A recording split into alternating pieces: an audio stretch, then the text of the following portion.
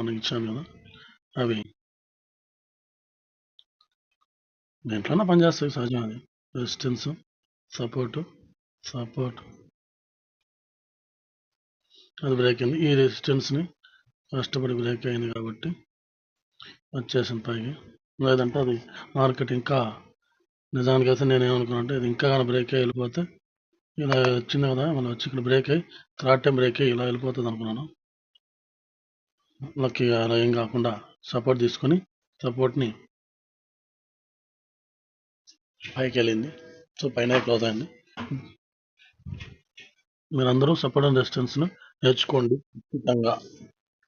వచ్చిన వాళ్ళు పర్వాలేదు, రాని వాళ్ళు మాత్రం నేర్చుకోండి ఖచ్చితంగా. సపోర్ట్ అండ్ రెసిస్టెన్స్ మార్కెట్కి ఇంపార్టెంట్, చాలా చాలా ఇంపార్టెంట్. టెక్నికల్ అనాలిసిస్ ఇంపార్టెంట్, లేదంటే ట్రేడ్ చేయాలని లేదు అనవసరం. దీనికి సపోర్ట్ అండ్ రెసిస్టెన్స్ని డ్రా చేసుకుందాం కొంచెం.